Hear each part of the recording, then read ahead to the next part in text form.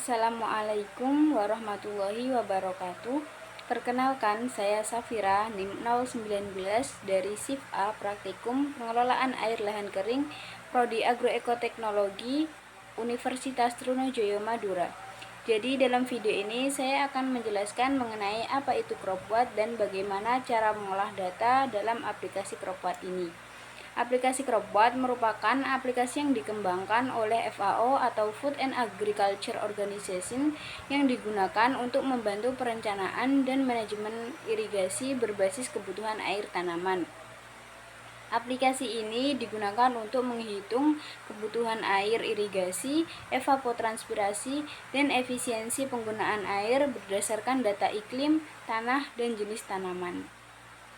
Jadi di sini sebelum menggunakan aplikasi CropWatt, kalian harus menginstal dulu aplikasi CropWatt dan mencari data stasiun cuaca di daerah yang akan kalian gunakan untuk penanaman.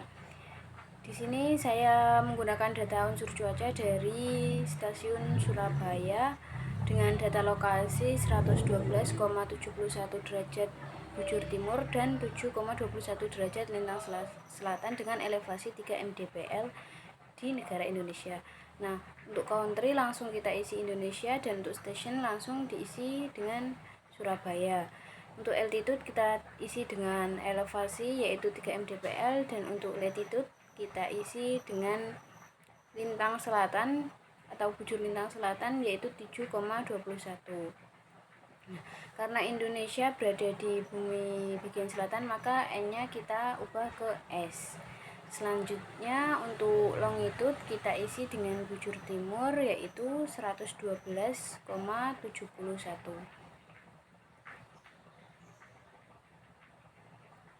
Nah, untuk selanjutnya kita langsung mengisi climate mulai dari minimal temperatur yang kita dapatkan dari data. Kita tulis satu persatu hingga bulan Desember. Pertama kita tulis bulan Januari sebesar 22,3 derajat Celcius. Kemudian untuk bulan Februari juga sama 22,3 derajat Celcius.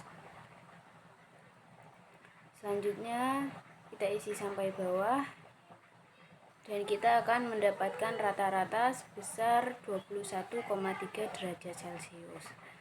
Nah, setelahnya kita ke maksimal temperatur sama seperti tadi, kita ambil dari data, kita tulis satu persatu. Untuk bulan Januari sendiri maksimal temperaturnya yaitu 32,9 derajat Celcius. Untuk bulan Februari 32,5 derajat Celcius dan seterusnya hingga kita mendapat rata-rata 32,5 derajat Celcius. Selanjutnya kita ke maksimal humidity atau kelembapan yang dinyatakan dalam bentuk persentase. Kita ambil datanya dari data Excel di samping. Untuk bulan Januari sebesar 80%, Februari 82%, dan seterusnya hingga kita dapatkan rata-rata sebesar 73% kelembapan. Nah, untuk selanjutnya yaitu angin atau kecepatan angin dengan satuan kilometer per hari. Kita ambil dari data Excel di samping. Pada bulan Januari kecepatan angin yaitu 251 km per hari. Selanjutnya bulan Februari dan seterusnya hingga kita mendapatkan rata-rata 194 km per hari. Untuk selanjutnya kita ke bagian matahari atau radiasi matahari per jam. Nah, ini kita ambil dari data di samping juga. Untuk bulan Januari yaitu sebesar 7, untuk bulan Februari juga 7 dan seterusnya hingga kita mendapatkan hasil 8,6. Untuk bagian radiasi dan ETO akan terisi otomatis setelah kita mengisi mulai dari minimal temperatur sampai dengan matahari. Setelah mengisi ini kita akan berlanjut ke section rain atau hujan. Di sini sama seperti tadi kita ambil dari data di Excel. Kita masukkan sebelumnya kita isi dulu stationnya yaitu seperti tadi Surabaya. Nah, selanjutnya kita isi data hujan mulai dari bulan Januari yaitu sebesar 341 mm. Begitu juga dengan bulan Februari dan seterusnya hingga kita mendapatkan total 1643 mm. Selanjutnya EFF Rain akan terisi secara otomatis. Kita berlanjut ke section crop. Di sini kita klik open. Selanjutnya pilih FAO. Selanjutnya setelah kita pilih FAO, di sini saya akan mencontohkan untuk tanaman jagung, jadi kita pilih maize, klik open. Selanjutnya di sini akan terisi otomatis mengenai tanaman jagung ini mulai dari tanggal tanam sampai tanggal panen. Di sini juga sudah ada bagian-bagian harinya, mulai dari fase inisiasi selama 20 hari, fase perkembangan selama 30 hari, mid season selama 40 hari, dan late season selama 30 hari. Di sini juga ada data mengenai kedalaman akar dan lainnya.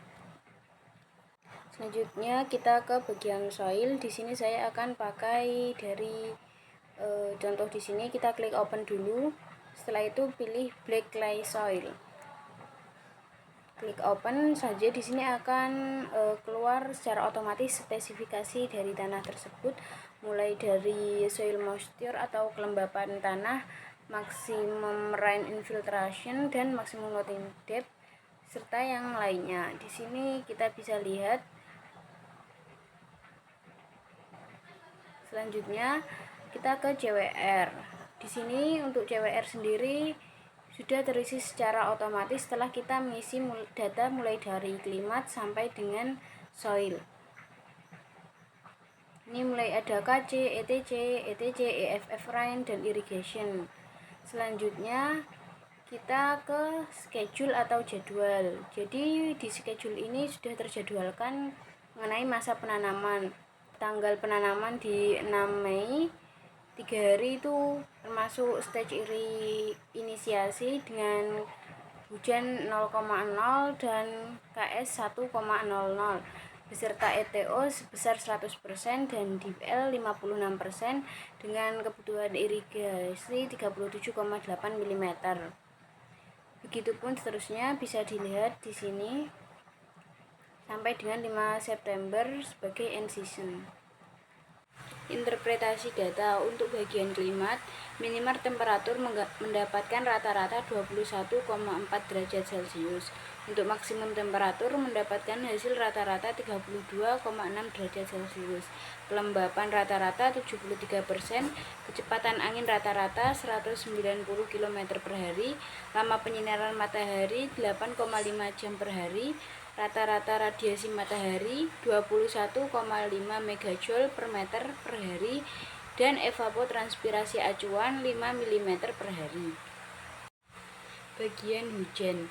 Jumlah curah hujan dalam setahun yaitu sebesar 1643 mm dan jumlah curah hujan efektif dalam setahun yaitu sebesar 1056,4 mm. Untuk bagian crop, dengan tanaman jagung selama waktu penanaman yaitu selama 125 hari dengan inisiasi 20 hari, perkembangan 35 hari, mid season 40 hari, dan late season 30 hari. Tanaman jagung ditanam pada 4 Mei dan dipanen pada tanggal 5 September.